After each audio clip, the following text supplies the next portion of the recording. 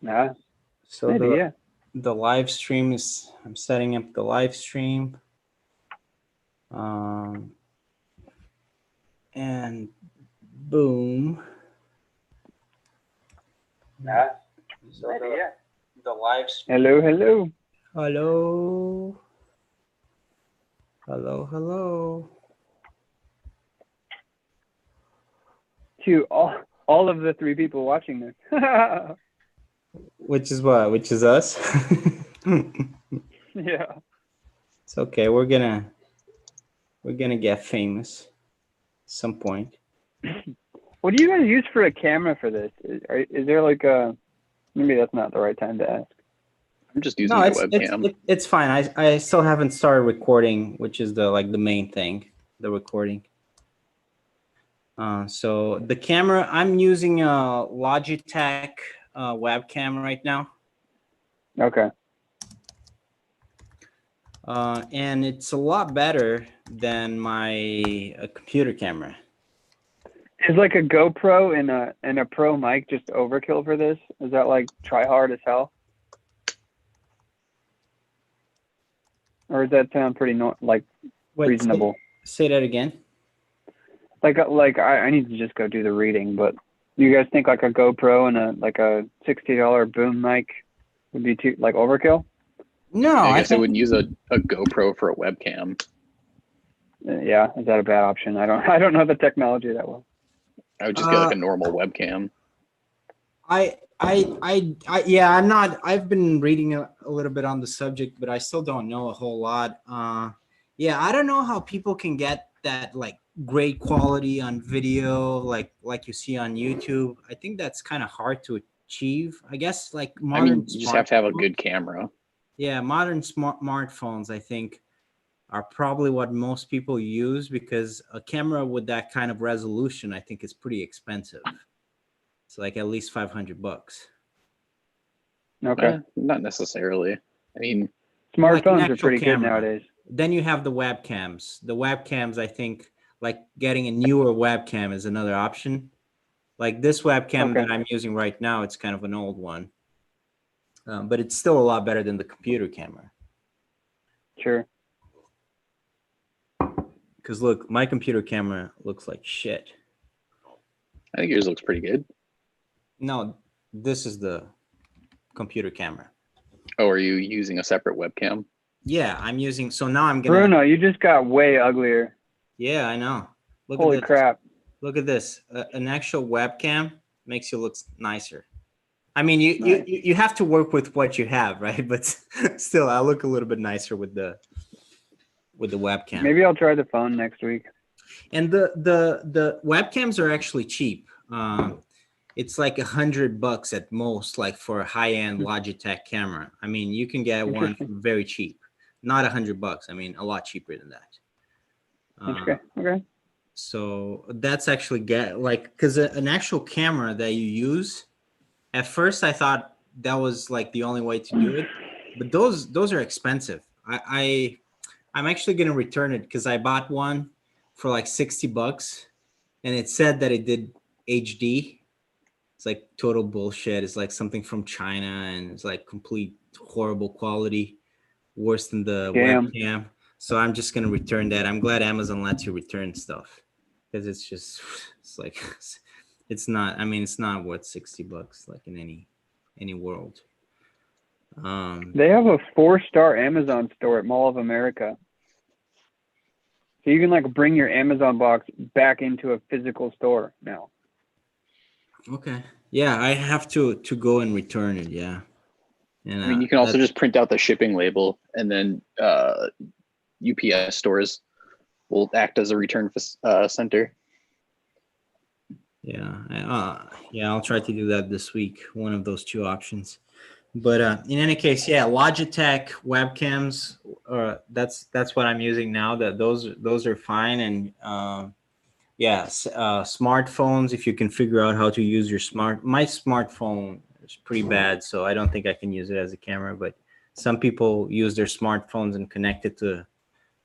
I mean, they just use that as a camera, so that works fine. My cat. And And yeah, I mean that's the way to go, I think, David. It's Bath and the Cats. And then the microphone, I got this one. It has to be, to use with the computer, it has to be a USB microphone. That's another thing that I need to return, because at first I bought a microphone that doesn't have a USB, so I can use it with the computer. This one, it's pretty easy with the USB. It just connects to the computer and it works right away. And this one was pretty cheap as well. Does it sound okay? Yeah, it sounds great. Yeah, microphones are pretty cheap if you do a little bit of research. So yeah. You guys ready to get this show on the road? I am, man. I'm ready. Are you guys ready? Yeah, definitely. All right, so let's start. Record. Boom. And we're recording. And we're going to talk about Snowden tonight, about the movie Snowden 2016, Oliver Stone. So, all right. Ian, my man, and David, what did you guys think about the movie? It was perfectly fine. I think it feels like the sexy Hollywood version of all of the articles that came out as he, released all of this info and the press, started publishing the story. What did you think, David? I agree, pretty much 100%. I'd say I was pleasantly surprised by the fact that it was dramatized. Yeah, because you thought it was. It's a long movie too. Right? Yeah, I would be happy either way. But yeah, I liked it. There's even a surprise at the end, so watch it. What was the surprise? A surprise guest appearance at the end. You know what I'm saying? What are you talking about? Who's the guest appearance? Well, I don't want to spoil it. Well, is there a sting that I missed? Okay, let's do the spoiler. Let's do our spoiler alert. So, spoiler alert, we're going to talk about everything that happens in the movie that we want to talk about. So, if you haven't seen the movie, watch it first and then watch this. Okay, so you can say now, David. So Snowden shows up in the end of the documentary. Oh, yeah. It's acted by Gordon Love Hewitt. Is that his name? And then actually Snowden pops in for a minute. You're like, wait, what's going on? But then you're like, oh, that's him. What's his name? In the interview? Gordon Joseph Lewitt, or I always forget his name. He has a long name. Yeah, Gordon Love Hewitt or something. Yeah. What's his name? Do you know, Ian? I'd love to know the story behind that. No idea. Snowden. I'm gonna check it out. I always forget how to pronounce. It's very German to just the whole push name. words together. Yeah, there's how many words in his name? At least 3 long ones. It's not in German. What's Joseph Gordon-Levitt? It's not as bad as we thought. Well, but for some reason, it's hard to remember the whole thing. Yeah. So that's the that's the first thing I want to talk about. I mean, he looks like Edward Snowden. I was surprised, like how good. Yeah, he's definitely a dead ringer. Holy shit, man. I mean, he looked like him and he sounded like him as well. Definitely. And like the mannerisms were the same. He sounded like him. Impressed. He did the voice and the inflections and the emphasis perfectly. That was well researched. Perfect. I don't think he looks like him. But that's my opinion. Yeah, that's what Bats said, because I watched it with Bats. She said, oh, he doesn't look that much like him, but he does the voice perfectly and the mannerisms. So that's probably a good point. Like I thought they look pretty similar, but yeah, after seeing the real Snowden, like when I was watching him during the movie, maybe that's something that a brain does. I kind of imagine, okay, so this is Snowden, in my mind, that was exactly what the actual Snowden looked like. But then at the end, when you actually see the real Snowden, yeah, they look a little bit different. But I mean, the voice, the way he talks, the way, the mannerisms, I thought it was, I mean, it's fantastic. He did a fantastic job. I can't think of a lot of other performances that Well look, researched for I sure. mean, quite as well, like quite as like that he basically evoked the guy so well. Um, um, what's the name of that British actor? Daniel Day-Lewis. He's very good at that as well. Like in Lincoln, he's very good, and um, um, Bale, uh, Christian Bale, he's also very good at that. But I think I liked the movie a little bit more than you guys. You guys don't seem so excited about it. I thought it was a very entertaining movie and very informative. I just I was thrilled by it. Maybe it's because I didn't remember the story as well as you guys or something, or I hadn't read so much about it. Maybe because I wasn't living in the States at that point. So Hmm. maybe it wasn't quite as big news for me as it was for you guys. Like, what was it like? Because you guys were in the States when that happened. Like, it was huge, right? It was Yeah, I enormous. mean, I guess for the average peasant like myself, um, the news broke, and then Yeah, for other the than peasant. like Congress coming out and trying to make reform about it, nothing really happened for us, right? And I think that was what Edward Snowden said was his biggest fear, was that all of this information would come out and come to light, and nothing would change. And I guess I can't say nothing has changed because there have been reform laws passed and all of that. Practically speaking, our information is still collected just by private companies, and I feel like still not as much has been done, and like steps that would really allow for the security of American citizens' information just hasn't happened. Like Andrew Yang has proposed that digital information be considered like personal property, um, and none of that's really like caught traction. So, in a lot of ways, not much has happened. It's interesting.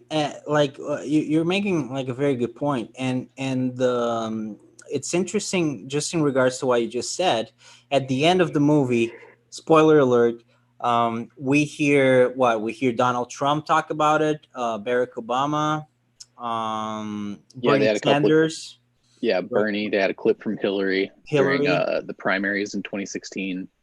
Yeah, and it's interesting to see like these politicians talk about, or to hear them talk about Snowden, and they basically say like exactly what you would expect from each one of them, right? I thought that was kind of funny, because Obama and Hillary are like the mainstream, and kind of like detached, and then you have Trump saying something outrageous like I don't remember the exact words, but Execution. yeah, something about execution. So, and then you have Bernie Sanders saying, "Oh yeah, this is actually very Yeah, I mean, I think relevant," and he's Bernie's bringing. words were, Edward Snowden has played a very important role in starting the conversation on Exactly. how the American people's civil liberties have been undermined. Exactly. Right, like every politician responded 100% on brand for themselves, Yeah, 100%. and I feel like although this was like big information, it didn't flip anybody, right? There aren't like liberals that are saying, oh well, the NSA needs to have this information, and there aren't conservatives saying really calling for reform either. Everybody just kind of took the most predictable stance, So and is this an is nothing much happened because they all said, well, there's nothing we're going to be able to do here, and it just becomes like another stalemate topic as far as American politics are concerned, so do at you least in think my this opinion. this is just another topic that is basically right left divide and people stay in their trenches and uh, nothing, no possible dialogue, no, or no meaningful dialogue is possible. Yeah, I think that's how it gets treated. um, I think the topic is of much greater concern than that, right? And like every politician who has a subversive opinion on it is one that is just kind of niche or closer towards the extremes, or closer towards a pole on the spectrum of their party. So like Andrew Yang again comes to mind, Bernie, right? Like anybody who wants to talk about like freedom of information or net neutrality, like these are all sister topics, and they're all topics that people shrug off as being, topics for tomorrow, for the age of tomorrow, and they're kind of not.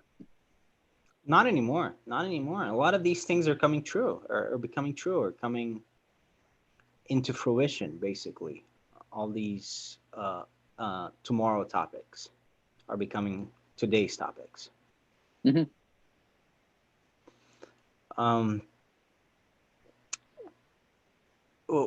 So Andrew Yang said something about Snowden, or just about the. I'm sure he's corporation talked in about general? Snowden, but I was more talking about how Andrew Yang's stance is on digital information in general.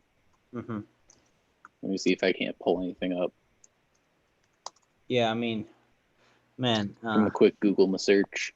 those are, yeah. Sanders, Yang, those are the guys that have some good ideas, really. Right. But I think they're candidates and they're politicians who have very developed stances on things that the mainstream considers to be secondary. So like on yang2020.com, his policy on digital data, the headline is just data as a property right. Let's see here. Each of us generates a significant amount of data each day during the normal course of our activities. From phones to computers track our movement and actions, while our browsers and websites track our online activities. As we've seen, some of the largest tech companies can know more about us and our lives than our families and those closest to us. As of now, data is owned by the people who collect it, and they're allowed to do anything they want with it. They've sold it, used it to target us with advertisements, and have analyzed the vast majority of data to draw conclusions on whole populations, allowing them to monetize it. So if we scroll down a little bit more, he says this needs to stop. Data generated by each individual needs to be owned by them, with certain rights conveyed that will allow them to know how it's used and protected. These rights include the right to be informed as to what data will be collected and how it will be used, the right to opt out of data collecting or sharing, the right to be told if a website has data on you and what that data is, the right to be forgotten, to have all data related to you deleted upon request, the right to be informed if your data ownership changes hands, the right to be informed of any data breaches, including your information in a timely manner. So things like that really are considered luxuries at this point. Do you guys think that we would be having those kinds of, not that we're really having those kinds of discussions in the mainstream, like you said, these are more advanced topics, so to speak. I guess I would say they're more academic and secondary. Well, not necessarily advanced. Andrew Yang campaigned in 2020 about issues that people are going to be talking about in 2028. So yeah, definitely. I think Yang is 10 years ahead of his time. Yeah. But did Snowden really change the conversation with this information that he brought forward? Did it really change things or not? What do you guys think about that? Or was it all for nothing, essentially? I personally don't know enough about the laws that were passed. You said there was some remediation. Ian sounds like he knows more about it than me. Yeah, I mean, at the end they flashed a couple of headlines, and Congress passed a couple of laws to reform what data was collected and to have a little bit more transparency about it. But I guess I don't know enough of the gritty details to say how effective it is, and I certainly don't know enough about what information was being collected before to say what has changed. It's probably fair to assume that they can get anything you've ever said or written into a computer. I mean, honestly, after watching this movie, I'm going to be a lot more concerned, or, like Snowden in the movie, when he realizes that everyone is being watched, he starts developing a phobia of cameras and computers, and I think I'm going to be a lot more paranoid about people looking at me and watching me, like, when I'm using my computer, when they're pointing cameras at me. And right now we're always in front of some sort of camera, right? Yeah. My home computer doesn't have a webcam plugged in or a mic plugged in. So that's kind of a way to know that there's absolutely no way. I would definitely have a piece of, electrical tape, something that's completely opaque over your eye hole on your door, as well as every camera that you own, if it's plugged into the internet. I'm going to do that from now on because it's really scary. And it's really in that part of the movie that they say that even when something's turned off, the computer or the cell phone, they can still activate that piece of hardware, that camera, and they can still spy on you when you think it's turned off. I mean, how crazy is that? That was surprising to me. Not entirely surprising, but surprising nevertheless. Yeah. So you're never safe unless you actually have something covering that camera, basically. You guys have your phone go, what can I do for you? I use we all have different operating systems. But do you guys ever have that happen? Say it again. Does your phone ever respond to you asking it a question when you weren't asking it a question? I've never really had that issue, though. No. Really? I don't think my phone is good enough. Okay. I think that's when I say anything with the word, like the sound, "Hey Siri," anything with that sound in it will trigger my phone to, be like, "What can I do for you?" And it's just like, oh crap. But I will tell you that thing in particular hasn't happened, but something similar has happened and creepier. And actually, a friend of mine brought that to my attention couple weeks ago, or maybe a month ago, something like that. And he said, "Hey, I was talking the other day. I was talking to my friend at home. We were talking about something, and then I realized that when I turned on my computer, or was it his phone, one of the two, I think it was his phone. He looked something up on his phone, but something related to the topic he was just talking about came up on his phone." And I was like, "No, you're crazy. That's, I think you're just being paranoid." But then I noticed something similar happening to me as well afterwards. So I think pay attention to that, because I think phones and computers, especially phones, they're starting to. I think there is something going on that they kind of capture your voice, and I think that translates to the stuff that you then see on the phone, because that all goes into the data that the phone is capturing, even if it's spoken. A lot of people have reported anecdotal evidence of that, and a lot of the similarities people have brought up, I find to be very prone to faulty causal relationships. It's possible. I'm just saying it's there might be something going on. I guess there's a distinction between the NSA using that information and private companies using that information. Oh yeah, I don't think it's the NSA in this case, but I mean the NSA at this point is probably 1% of the people or entities spying on us. I mean, most of it is they want to make a profit. They want to influence our buying habits to buy their product. Yeah, that's when big data comes into play. Yeah, and that's most of it, But then you have the NSA. But yeah, at this point, Snowden has probably also changed his views. I imagine. I mean, the government thing is very concerning, but it's really not just the government anymore that has that capability. It's basically corporations, all over the world. It's big data company, big tech companies. Right. All types of organizations out there, trying to change your opinion about stuff. It's not just the government. Yeah, I mean, I think there's a careful distinction to make between um, data gathering entities that we let into our lives through some voluntary degree and information gathering entities that we absolutely do not, right? So like Snowden was really concerned about his girlfriend's emails being specifically tracked, right? Her emails being tracked is something completely different than like Google gathering telemetry based on ads that you look at, things that you click through, search history, and all of that good stuff. Yeah, I mean, absolutely. Wait, how did telemetry come into it? Well, that's effectively what that is. So figuring out how you're using an app is typically called telemetry. So if you're, let's say on YouTube, you're searching up one Sorry, pot I'm going to interrupt you real recipes. quick. I think it's just a matter of me hearing what you said. Did you say telemetry or telemetry? Telemetry with a T. Oh, okay. Sorry. Yeah, that's everything. Well, that's Yeah.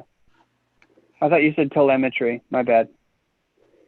but anyways, so like if you're searching, one pot recipes for weeknight meals, then that alone, Google can infer a good chunk of information about you. They can infer that you're probably under $250,000 of income. They can infer that you cook, that you're in the market for simple and quick recipes, and that opens up a whole range of options for advertisers, people who are going to sell, like cheap and affordable cooking ware. Maybe you're interested in those meal kits. And like all of that really just starts to triangulate what seems to be very accurate information. So a good way to test it to see if your phone is actually listening to you is you pick something that you would absolutely never choose to buy. So like wetsuits. So I could say, I'm very interested in purchasing a wetsuit, and for the next 2 weeks, I could just bring that up in conversation, but never actually search it through any electronic device and see if I start getting ads for a wetsuit. That's a good way to test it. Have you done that? Have you tested that? No, but I'm going to try it. I've heard I'm other gonna try people it do too. similar things. Yeah, you could do a wetsuit or a leaf blower. Like just pick something that you absolutely have no need for and that you don't think you have searched for in like the last couple of years. Let's do that experiment and reconvene. See what the results are. Yeah, I'm down. There's 3 of us, so it's Hey, pretty do you have any recommendations on wetsuits? See, I'm starting right now. good. Is that I'm thinking of buying a wetsuit. So what? This way my FBI agent Hey, can do you hear guys me and he do you knows. guys know where I could buy some parking cones? Here you go. I need some like orange cones, like parking cones. Traffic cones. Traffic cones. Yeah, Very traffic good. cones. So Do you we guys know where have I could buy some wetsuits, traffic cones? traffic cones. That's awesome.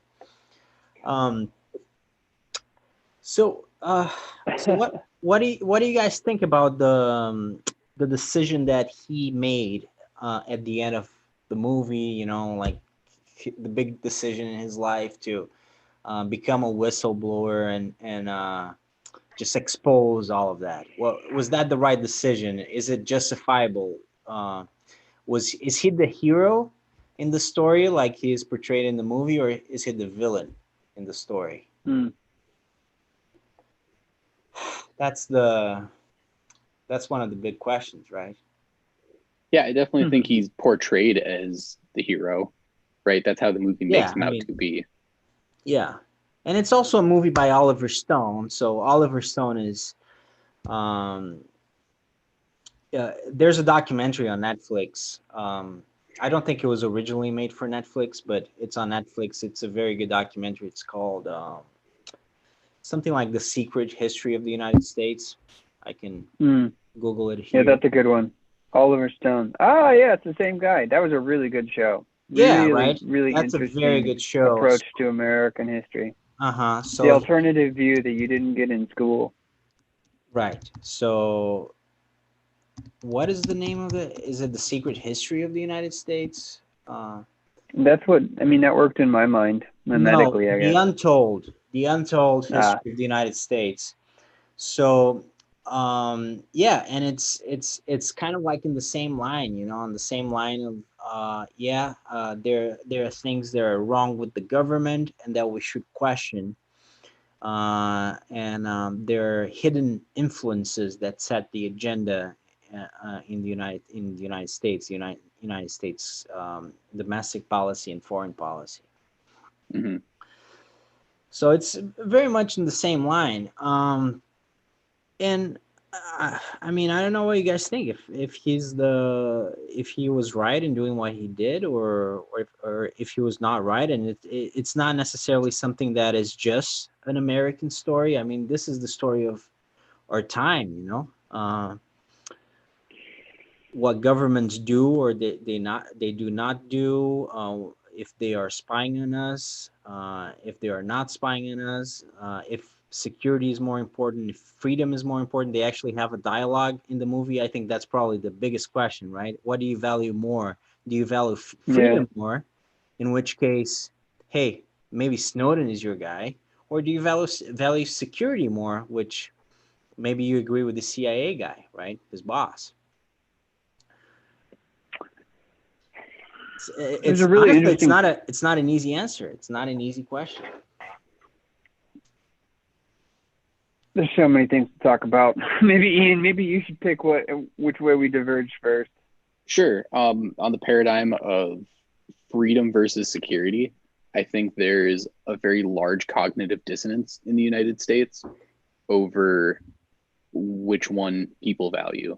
Um, I think like blind patriotism, and especially with like Trump rhetoric in the last 4 years, there's this falsely idolized value of freedom and like freedom of speech and just civil liberties that I think people don't actually care about as much as they care about their security.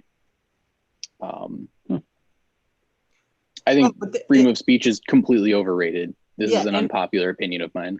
no, I kind of agree with you, to a certain extent, at least in the sense that there are stupid forms of freedom that are completely stupid, and then there are very important forms of freedom, like Snowden.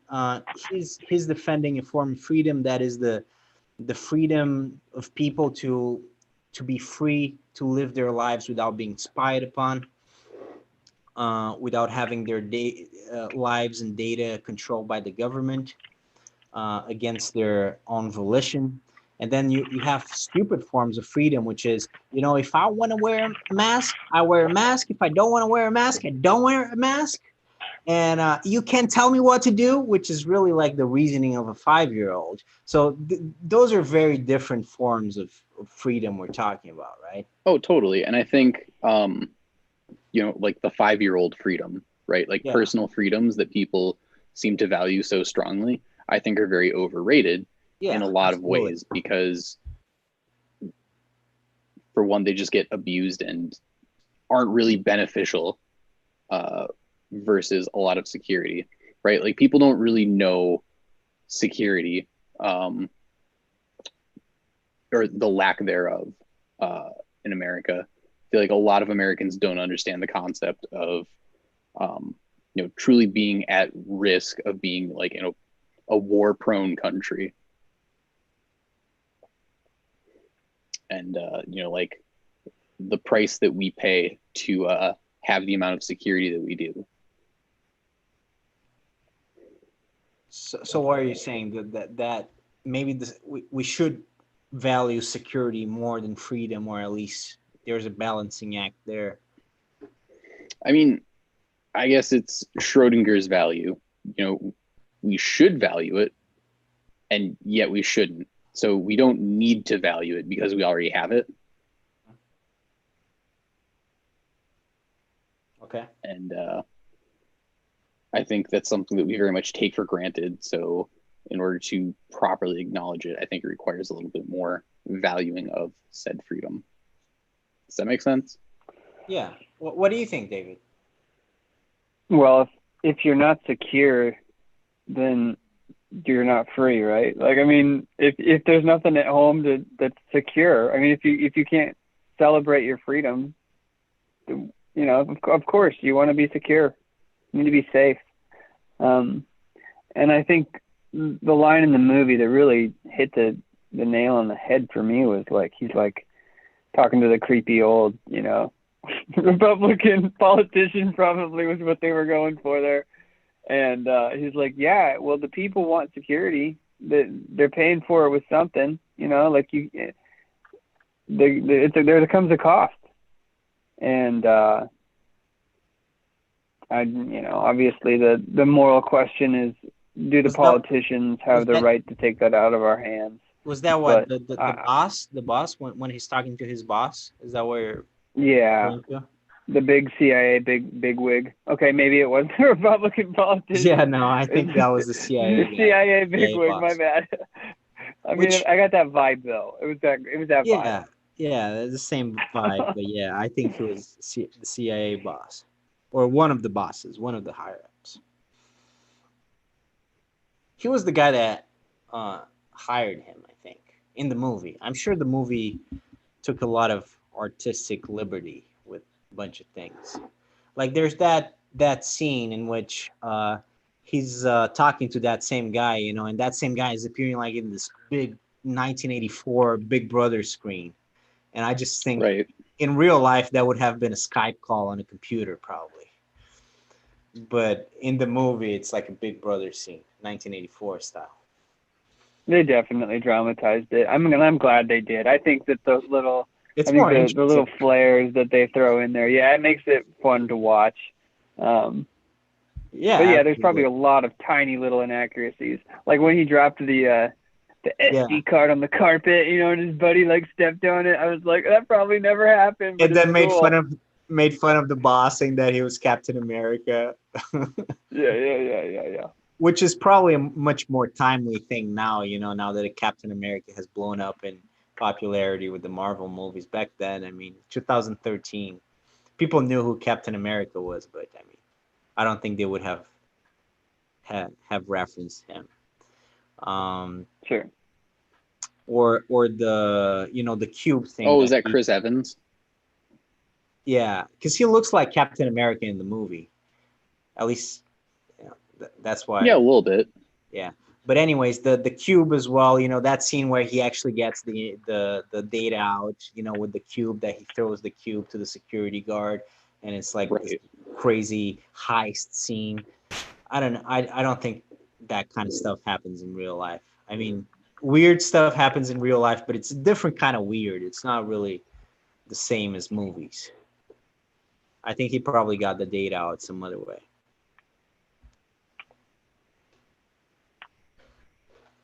I don't know. Yeah, I mean, it's definitely like, you can tell where Hollywood is having their fun. Exactly. I think that was a Hollywood moment. Oh, totally. When he pulled the Rubik's Cube apart, you were like, no! Yeah. But you knew he was getting out. I mean, you know the end of the story already. Well, you know the end of the story. Well, to some extent, because actually, he appeared recently, and now I'm gonna have to watch that. He appeared recently on Joe Rogan. And how did that happen? Is he still in Russia? Was that? Yeah, he's still in Russia. So that was probably a Zoom call on Joe Rogan. They're probably staying in Russia because his wife is tired of moving around. Yeah, man, that poor woman. He's probably like, let's go back to Maryland, and she's like, no, I'm not moving anywhere anymore. Yeah, this is. Well, I mean, he's in Russia because he can't get extradited. She just you kind of feel bad for her because she just kept trying to live like kind of a normal life and like do her own thing, you know, like find herself. The poor woman. And he's like constantly, hey man, we gotta move, gotta go somewhere else, gotta restart your life. She's very patient. She's a very patient girl. Yeah, I guess that kind of comes back to like the question of, did Snowden do the right thing? And in a very Ayn Rand sort of sense, I think he absolutely did not, because if I were in his shoes, I would have, realizing how draining that line of work is for me, I would have quit, taken my talents elsewhere in the private sector, sat down with a cool $500,000 a year salary in any sort of programming job that he could have walked right into and just cut the stress of my life by a fraction, lived happily ever after. Right? Like I would have looked at that and said, causes you stress. Like the idea that you're being monitored causes you personal stress in your life is what you just said. Correct? Well, no, I guess if I were in Snowden's shoes, because they really focus on how much stress, every aspect of his life is going through, and like what the job is, what sort of toll it's taking on him, personally, physically, emotionally, romantically. But, yeah. Right. Like it literally ruined his relationship several times over, and he kept patching it up. So, I mean, after fool me once, shame on you. Fool me the second time, just quit and get a less stressful job. Well, Rand's ideal relationship, the hero isn't really hanging out with his girlfriend all that much. I don't know if you guys have read Fountainhead, but he basically tells her to leave his apartment. Yeah. She's like, I want to hang out. He's like, no, I gotta work. I gotta focus on my genius. Wait, what's that? Yeah, and I think that's a really interesting relationship. Is that a movie or show? No, it's a novel, a very long, dry. Yeah, The Fountainhead.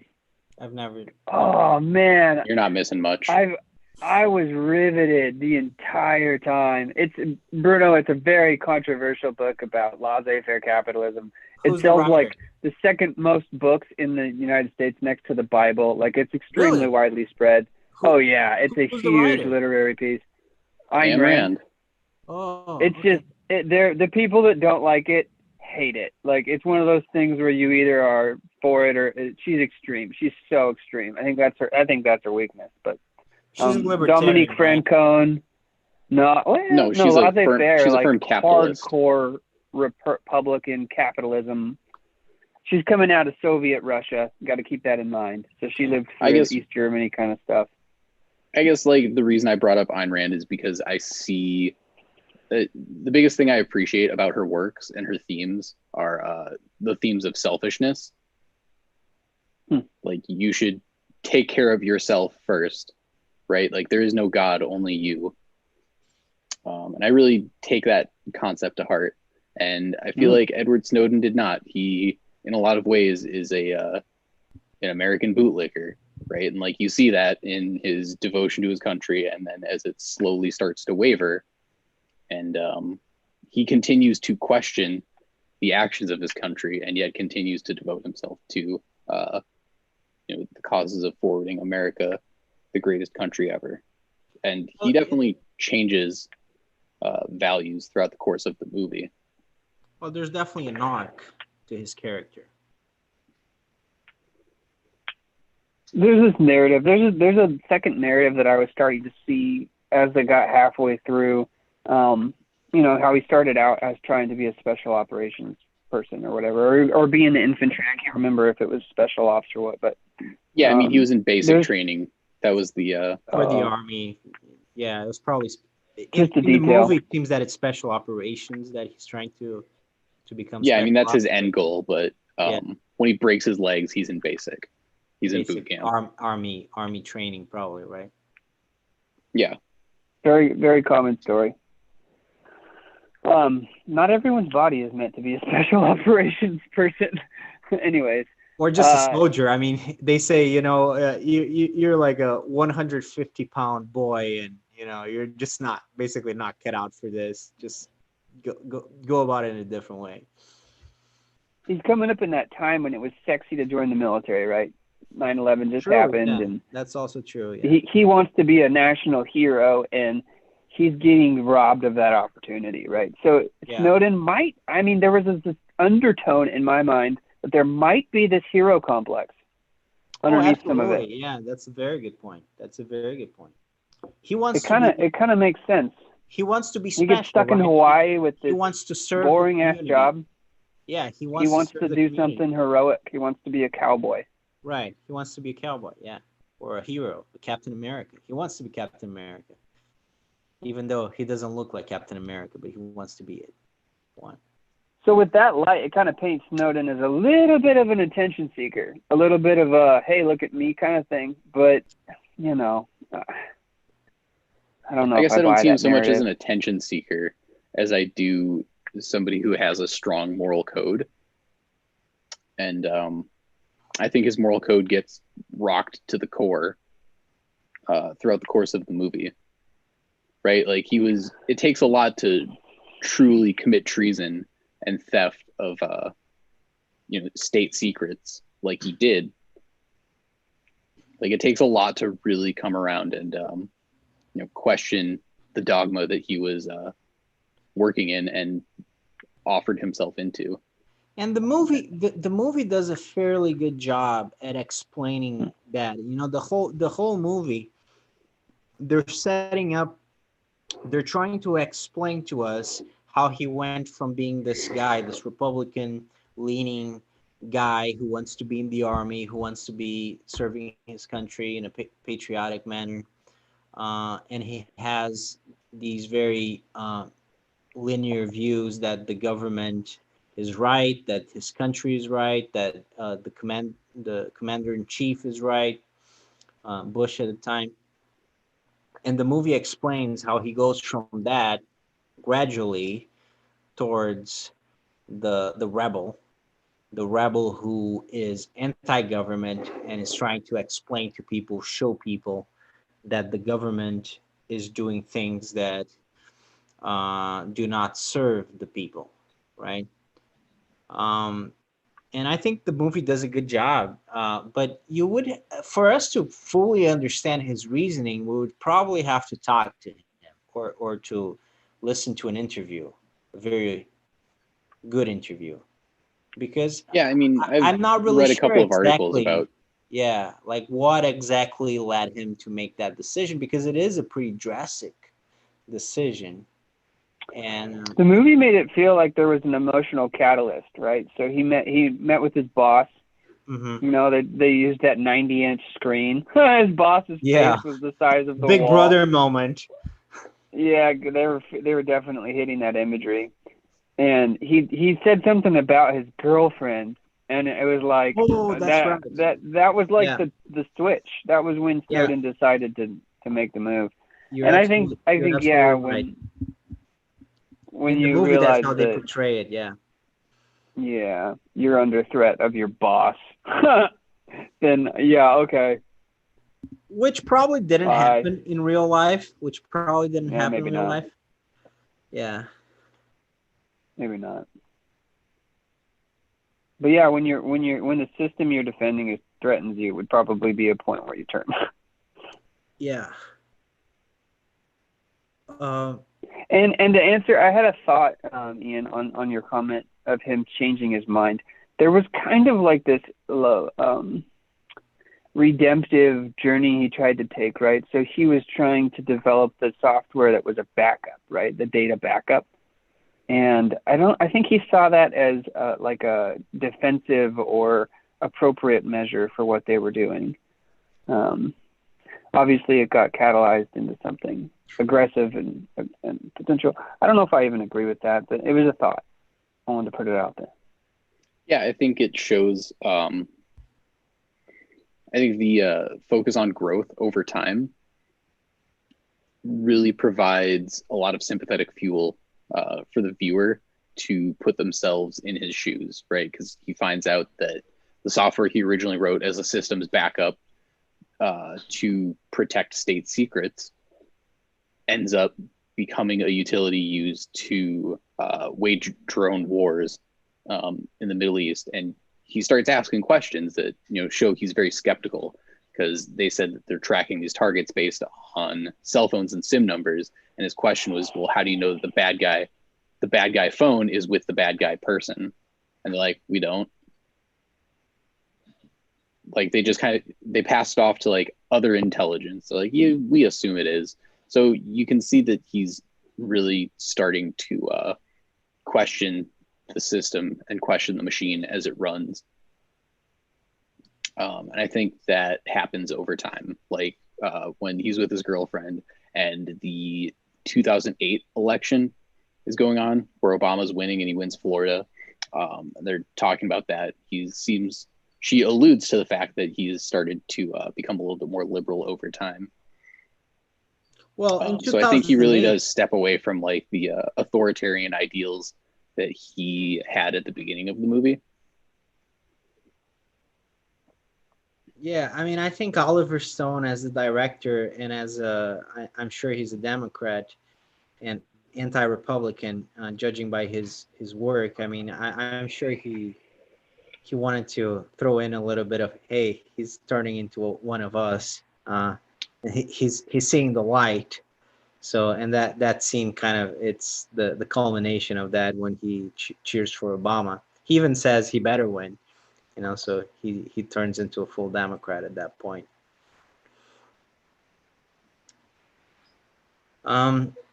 But have you guys seen that interview with Joe Rogan, the Snowden interview? No, I don't watch Joe Rogan. You have, David? 1.5 of them, I think. I might have finished the second one. Oh, there's two? I felt like Joe Rogan was putting anyone on that might take votes away from Biden for a week or two. So, he had 2 interviews with him? Yeah, there was one about a year ago, Okay. and then there's a second one. So what did you think? Was it interesting? How does it relate to the movie? Does it show something that the movie doesn't show about his character, his intentions? The first thing you notice after having seen the Joe Rogan podcast is just how well Joseph Gordon, whatever his name is, does Snowden's voice. Like, it's just super good. But yeah, you learn stuff from Snowden, including kind of a lot of that story. I think he starts in Hawaii though on the Joe Rogan podcast, so you get a lot more background from this movie, and just kind of tells his story and what life's like in Moscow, and explains kind of how your cell phone is being used to track you right now. Just a bunch of really fun 1984 stuff. 1984 stuff.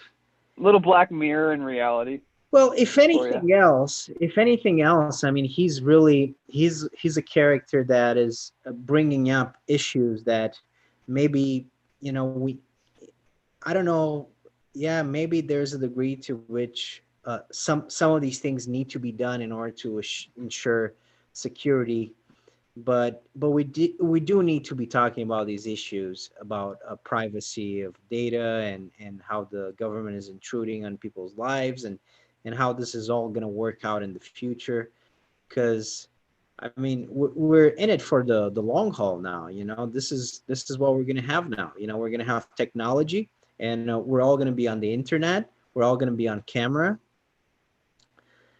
But we're going to have forms of regulation. It's not going to be able to be like the Wild West, because if not, people are going to be trampled by not just the government, but all of the big boys out there, right? The big corporations that are getting bigger, like everybody, everything that is more powerful than the individual.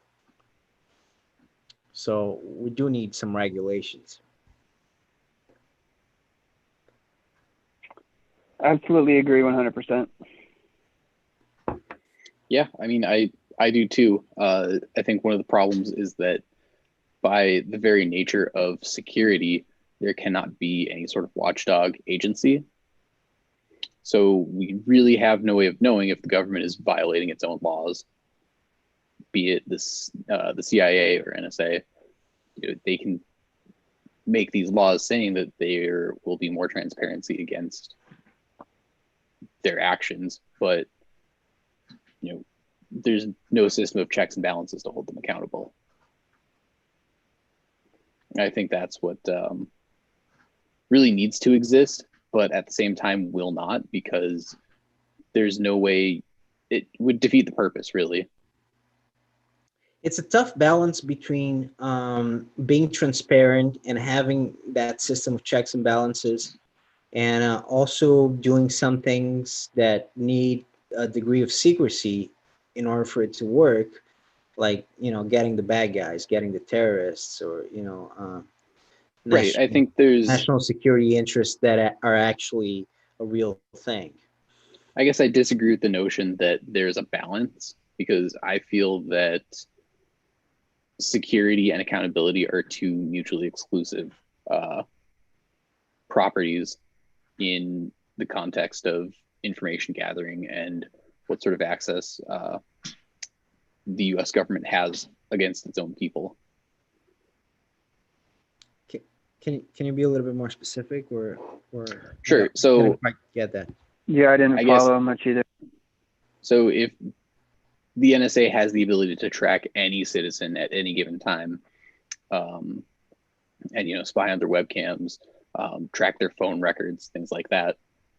If there's some sort of watchdog agency that is able to review all of those actions and view the history that they have of tracking all of those individuals, there's no point, because the watchdog agency would have to publish that information, or the watchdog agency would have to be aware of it. And if they're aware of it, then it's not a secret anymore.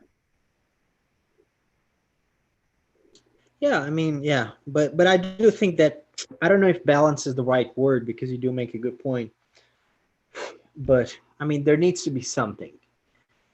There needs to be something to protect people and to ensure that uh, people's privacy is still a thing. That privacy doesn't completely disappear from the world from now on. Those are 21st century issues. This is the kind of stuff that is interesting and important to talk about, because these are new issues that we're going to have to figure out, because these weren't really things in the 20th century and 19th century, 18th century, but the 21st century brings a whole new set of problems and situations that need to be figured out. It's the new world. Anyways, anything else that you found interesting about the movie? On the whole, I would give it a solid C. Solid C. Oh man, you're being a little bit harsh there. A C? Yeah, I mean, I think it's Ian's hard to please. Ian is hard. No, he liked the previous movies a lot. You like Spotless a lot. You liked Night of the Living Dead. He was very, very happy with that one. Indiana Yeah, I Jones, mean, I guess a little bit I less. would compare this movie to other movies that are based on American politics and American events. Like what? That are like The Big Short is one that comes to mind. The Big Short. I think I've seen that one. Have I? Yeah, I think so. Man, I don't know. I'm not even sure if I've seen the trailer or the whole movie. So I don't think that movie was very, if I have seen it, it wasn't very memorable to me. No, but I don't think I've seen it. I think I've seen the trailer a number of times. Have you seen that one, David? The Big Short? Oh yeah, Is it good? good one. Yeah, I haven't Yeah, seen that definitely one, worth but a I watch. think- Yeah. There's so much there's so much that's happened in our lifetimes, even in the last 10 years, like world changing stuff. Yeah, they're still doing subprime loans, guys. Like, we're just not learning from our past. Like, it's gonna happen again. I mean, yeah, right now it's going to be interesting to see what happens to the economy now, because I don't know. I don't know where this is going with this whole COVID thing and the stock market going up. I mean, I think there's a huge. I keep expecting the stock market to crash, or at least to go down. Just like everything else is going down, but it's keeps going up. No problem. I don't know. Yeah, I mean, it had its crash back in February, and it has largely experienced a V-shaped recovery. Yeah, which I think is very unfounded. Yeah. Guy in our philosophy group, Rupinder, is that how you say his name? Well, Rupinder's one person there, yeah. Yeah. He brought up the fact that GDP is probably a better metric for Yeah, I the mean, economic health uh, of the a stock market is not country. the economy, so you can't conflate the Yeah. two, no matter what Trump says. Yeah, I agree. Right? Like the stock market is rich people's pocketbooks. The economy is poor people's pocketbooks. Yeah, I mean, yeah, it's fair to say. Yeah, the French Revolution happened because they couldn't buy bread, and you can go to the grocery store and put, the amount of change you get from the cans in your trash can and buy a loaf of bread. The powerful people.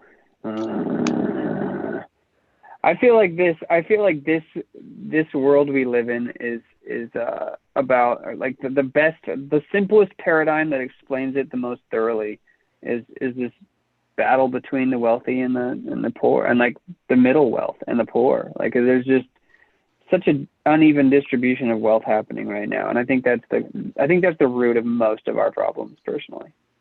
Mm-hmm. But this is a podcast about Snowden. So I mean, I guess if we can tie that in. We're reaching the end of, we're just talking. We've talked a lot about the movie, so it's fine. We're reaching the final stages of the podcast, probably. So it's fine. We can talk about anything, David. And I think we're talking about movies that, Ian started the conversation of movies that are kind of similar and how that compares to Snowden. Yeah, I mean, it makes me think of like I said, The Big Short, The Social Network, which is about Mark Zuckerberg and the creation of Facebook. That's a high bar, though. I mean, if you're talking about the social, well, I feel like it's movies in the same category. Yeah, no, it's true. Yeah. What others really? I would say this is more like a biography, perhaps.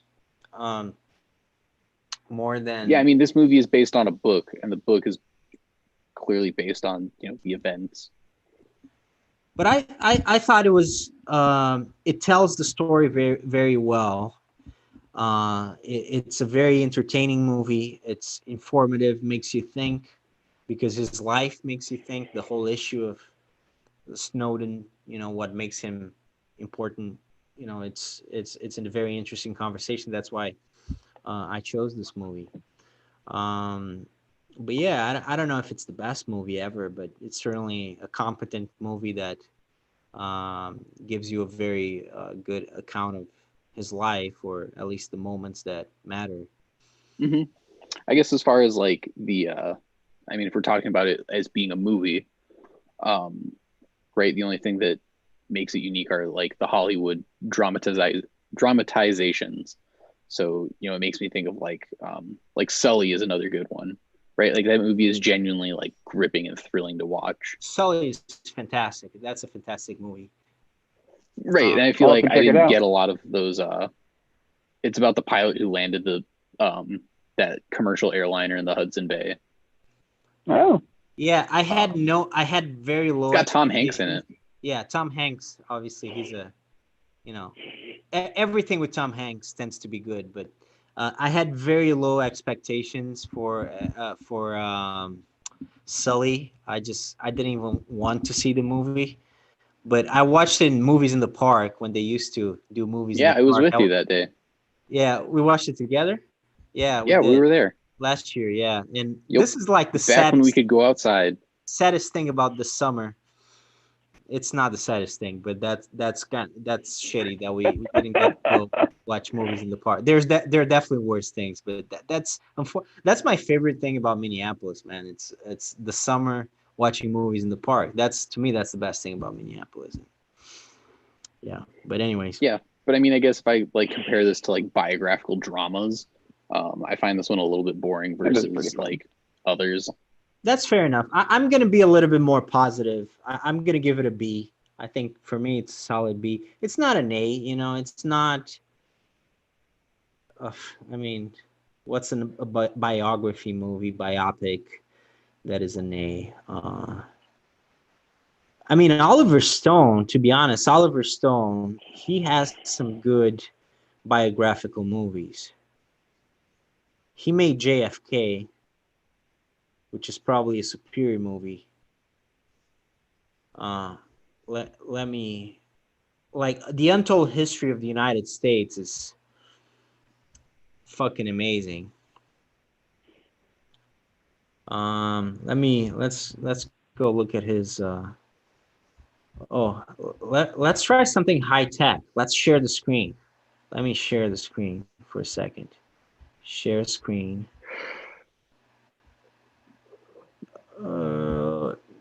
That. I don't know what I'm doing here. I hope I don't show people like porn by accident. Are you looking at porn? No, I wasn't looking for it. It just pops up, man. Look, if you've got nothing to hide, you've got nothing to fear. Exactly. That's another question we could talk about. That's kind of an interesting little question or little issue that they talk about in the movie. Yeah. I think I agree with him. You know, everybody has something to hide. You know, we're people. Everybody has something to hide. The whole thing, I have nothing to hide, is bullshit.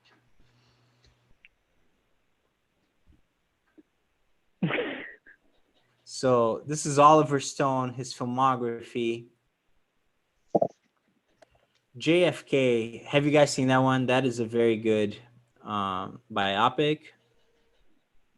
He did Nixon. I don't think I've seen that one. He likes talking about presidents and politics. World Trade Center, W, which was. I thought you were going to share your screen. I'm not sharing my screen. Nope. I can see it. I can see the screen. Oh, hold on. There we go. Now I can see you.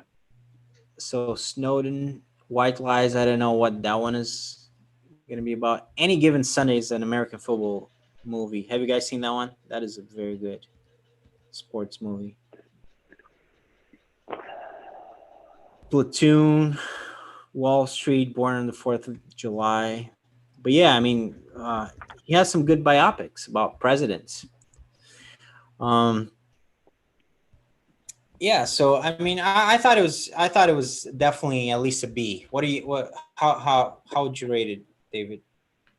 Yeah, we're gonna give it a B, B plus, for the historical nature of it, and the surprise Snowden appearance in the end. Yeah, that was a kind of a cool touch. But I wasn't. Yeah, it's moved. a C from me, dog. Eternal Sunshine of the Spotless Mind has a poetry to it. It had poetry in it. You know. Well, like, I mean awesome. that's definitely a more interesting movie, but I don't know if I gave it an A, but I'll give it an A now. My problem now Snowden is that I got a B don't plus. know how to go back to where we were before. This is me being technologically inept. You click stop sharing. There Yeah, you go. I just didn't want to mess up the recording with my inept skills or lack of skills. What's on the menu for next week?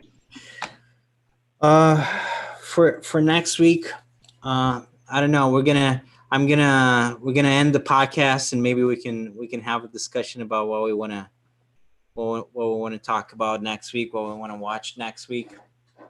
All right. Or I don't know. Should we? I thought it'd be fun to give the viewers a little tease. Yeah, let's there's going to be lots of viewers on this podcast. Insight into our minds. Yeah.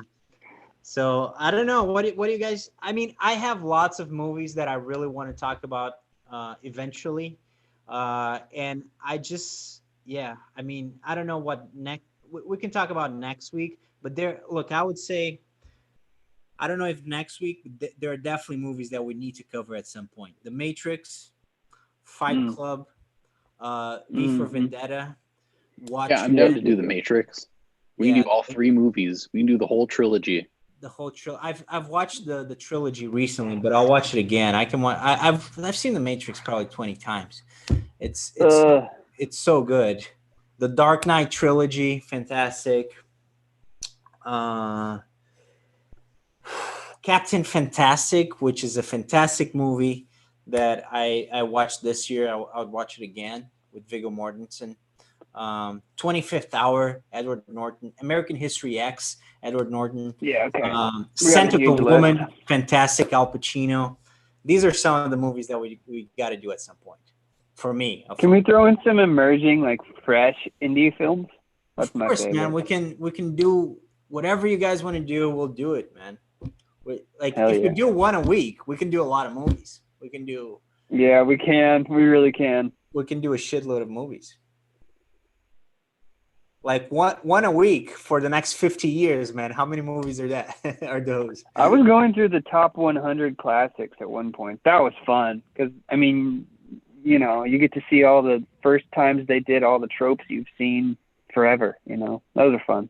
100 class. What do you mean by that? Like there's lists all over the internet of the best movies. Oh, The top The 100 history of movies of all movies. top time. 100. I have my top 100 somewhere. I did that. I think Citizen Kane is at the top for Yeah. for like IMDb's most popular movie of all time. Honestly, best I think movie of all time. that movie is super boring. I have no idea why people Yeah. like that movie. It I've is never seen it, so it is a shitty movie. Like it was, I'm sure it was very good at some point. I'm sure it was It's the fantastic at best some movie point. that's ever been made, Bruno. By You're 2020 crazy. standards, it's shit, man. It's so boring. It's Well, hard that's to get it. through That's that it. thing. It set like the wipes and all the different videography. It was all new. Nobody had ever seen it before. You've seen it 1,000 times. Because that's what Exactly. makes it classic. Is it brought in all the new tech. It brought in all the new ideas. Look, It changed the videography forever. we can definitely watch that though. We can definitely watch it, even just to throw in some controversy. This guy saying that the movie sucks. Yeah. No, it does suck. It's to a It modern sucks, 2020 man. Let's viewer. be It's honest like, about what it, is man. happening here? What is This is happening? so It's boring. terrible. But the purpose of the movie is good too. Like the end of the movie is like Yeah. classic. Like I mean, we can watch yeah, the yeah, movie and talk about Rosebud. We can do that. Rosebud. Yeah. Oh, I just wish I was with Rosebud. We'll talk about Rosebud for 1 hour. All right. No, let's put that at the end of the list. Yeah. Thanks for humoring my request for talking about the future. I really enjoy this. This is like super fun way to spend Sunday evening. Yeah, no, this was, look, to be honest, I had a shitty week. So this was my favorite moment of the week for sure, by a long shot. I did there is one, I don't know how we're gonna do this or if you guys want to do this at some point, but I kind of like watching shows and talking about shows as well. So maybe we could do that experimentally I just got time. this brand new sectional and a 50-inch QLED baby. Maybe we aren't gonna hang out, but if you guys ever want to come over, we can talk about that offline. Maybe we don't because of COVID. I can't right now. Yeah, I'm going into big old lockdown soon. I have to quarantine. Yeah, my bad. I have to quarantine because someone in my building, and my building has 4 apartments, got COVID. So. Oh. Yeah, my mom got it the other day. Oh shit! Is she okay? Yeah, is she okay? Yeah, she's doing fine. She's doing fine. Okay. She's sick, but she says it's like having a bad head cold. Okay. Yeah, for most people, it's not, it's not terrible. So I'm sure she'll be fine. It's the same thing with my neighbor, actually. But yeah, I mean, yeah. So we're all, it's difficult right now, David, but we'll get to that. And so let me know if you need anything, Ian. But like this week, I watched Barbarians. If you guys want a show to watch, and I don't know if you like historical stuff. I absolutely love historical shows, so I'm very biased. But there's this new show on Netflix. It's a mini series, and it's called No, I'm sorry, it's not a mini series. I thought it was a mini series, but apparently they just confirmed that they're going to do a second season, and it's called Barbarians, Barbaren, and it's a German show. And it's freaking amazing. It's 6 episodes. It's about the Romans going to Germania and fighting the barbarians. And it's freaking amazing. But it's told from the point of view of the barbarians, of the Germans, which makes it more interesting. That does sound cool. That makes it even more really cool. I thought, I was like, okay, I'm gonna see some Roman stuff. I love Roman history. That's my favorite type of history, Roman Greece. But look, barbarians, it's very cool to see it from their perspective, and not only that, you guys, if you see this on Netflix, if you watch this on Netflix, you got to watch it in the original language, no dubbing bullshit, because you got to watch it in German and Latin. They do Latin for the Romans, which is, I've been wanting to watch a Roman show with Latin speaking characters for forever. So That's that is always been a fantasy of mine too. right. Yeah. Why do you, what's up with the I British just want to hear those accent? Romans speaking that beautiful Latin language. Oh my God. Well, and okay, it's okay when they speak in a British accent, that's fine, It is a beautiful language. yeah, but you want that, Latin, they're Romans, for Christ's sake. So, that should be the new standard. Now that they've actually done it, they should, go Mel Gibson on all historical shows. There's no excuse. You got to do the original language. It doesn't matter if you're doing freaking Romans and dead languages. It doesn't matter. You got to do the real There's, language. Stop with the did British you know accent. that early in the film days in Europe, everyone just spoke their language? Like it was just like multiple languages in a movie. Like like you just spoke your language and they subtitled it. What? What's that? Yeah, in Europe, when the film industry was new, Uh-huh. you just spoke your language. So if you were an American actor in Europe, you spoke English, and if you were a Portuguese guy, you spoke Portuguese, and if you In were what, German, you spoke German. Everyone was just speaking their own language. their own language and That their was the style. really? Maybe I could be full of horse manure, I but think I'm that pretty sounds sure that sounds that's. like bullshit, David. It sounds like bullshit. I'll see if I can substantiate it. I don't think in the beginning of the film, and I think it was silent. I think they didn't have sound. Okay, well, I am being vague, but anyways, it Anyway, is 12:03. It's over midnight. I got my eyes starting to get heavy. that's why I drink coffee. But I really appreciate I you don't know guys, how you do that. because I wouldn't be able to have a proper conversation with you guys, at this No. time, because I have a baby and she wakes up early. Hmm. But it was a beautiful conversation with sharing this time with two beautiful minds. So I appreciate you guys meeting with me and talking about movies. Yeah, for sure, Bruno. We'll talk to you next week. Yeah. You got a diamond in there too. Huh? You got a diamond in there too. All right. So okay, that's it for our recording. I'm gonna stop recording. Thanks for